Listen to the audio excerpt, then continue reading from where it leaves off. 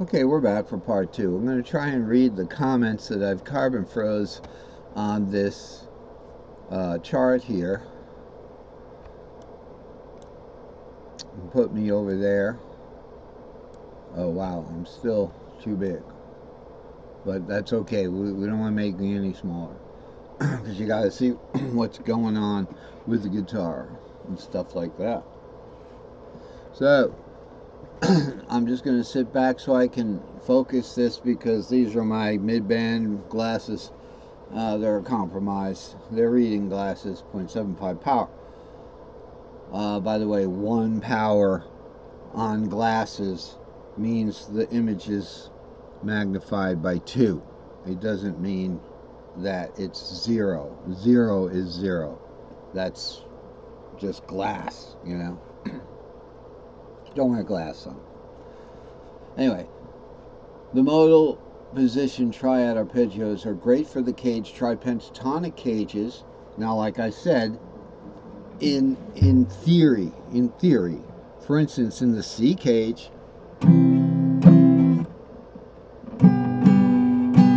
there's its fifth, its fourth comes up here. Within the cage, we do an in-cage bar. There's the fourth. Okay, so without the capo, in theory, all of them are good. The A position,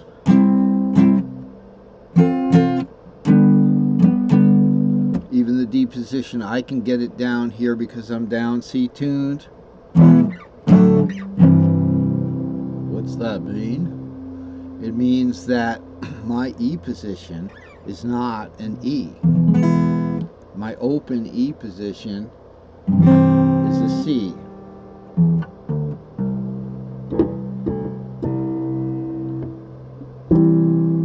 Okay, so what was I saying? The E position, yeah, oh yeah, so I can access the D position here.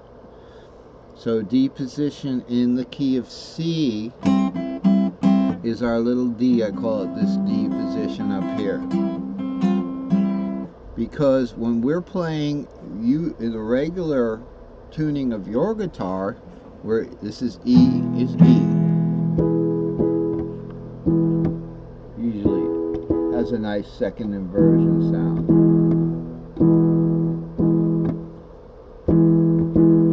Okay? Like that. The D is right here, is your little D shape, we call it. But all the shapes come from the same P4 second inversion, which is E-shaped. It's just when you do this up here, okay, you have a tuning third, so you have to raise the top 2. So when you take these bottom 2 here, you raise these guys here, it's going to be D-shaped, but it ain't going to sound good here. You hear how they one up, but bring them up where the tuning third is, and they go back to normal. So, we're not getting through this very fast. I knew this wouldn't be a terrific idea, but you might want to take a screensaver of this and read it through, because it's a lot of Andy talk. So anyway, there it is. I'll just try to get through it a little bit more, but you can see we got about this far, and then I branched off and started lecturing again. So but not from the open zone. So when we go to the open, we talk about the open, we're talking about at a fretnut or at a capo. So here's the open zone, okay, or from a capo. I'm capoing to get your E here. So from the capo, we can't do some of these positions, and I'll show you why when we get to the fretboard. Okay, so let's just read a little bit more. At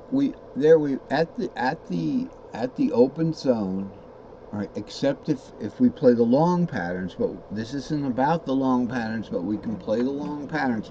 In other words, I can just move that fourth up to the fifth there.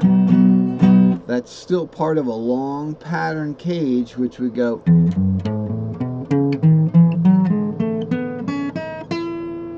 like that. Okay, but we're not doing long patterns. This lesson is about half positions from the open, so we're not going to have to do the long pattern. We're going to use a half position, because when you go up this far, then you have to do a bar. We don't want to do that. We're talking about chords right here, namely this one.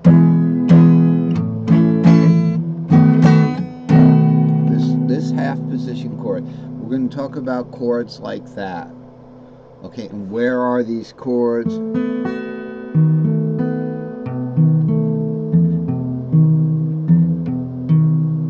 That probably should be probably, you know, you could get your thumb there or something. But a lot of these chords are going to be just 4-string chords or 5-string chords. Seldomly we'll use 3-string chords for demonstration purposes. When you're soloing, you can certainly do 3-string chords, because solos are usually just one note at a time, one note samba. Okay, so at the fret nut we must use half positions because of the sunken frets below the fret nut that these create in most positions except the C cage. So remember, the C cage, okay, when we're in the C position is the best way to describe it. C,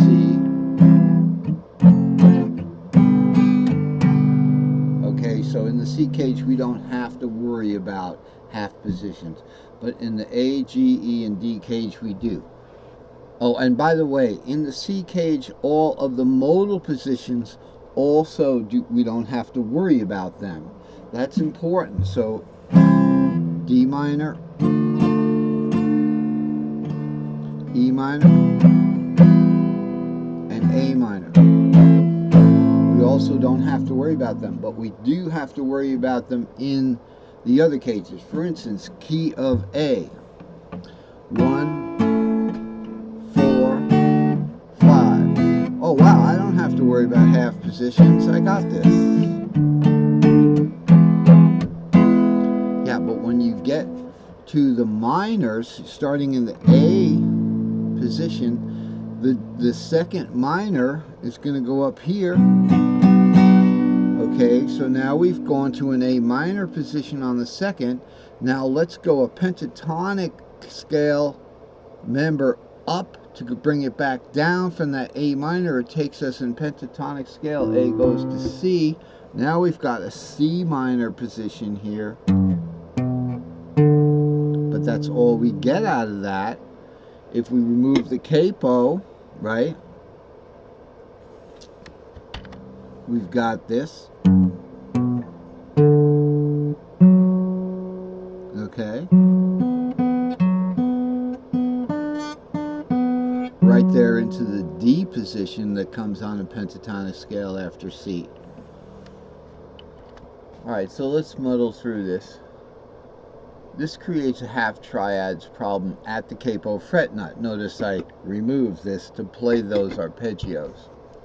The cage pitch, and that was saying that with the minor in the A box, 1, 4, 5, A, D, E, got all 3 triads, can play your heart's content, right? All kinds of songs just use those 3 chords.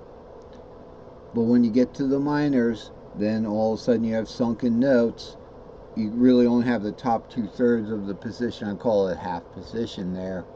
Okay, so the cage positions can be played in the 5 cage keys at the open fret nut, or in one key starting from the fret nut C, or starting from the 3rd on a capo in another key nearby, then using the capo on the 5th, the 6th, the root, and the 2nd. Okay, in other words, we could do this in any key. It doesn't have to be in the key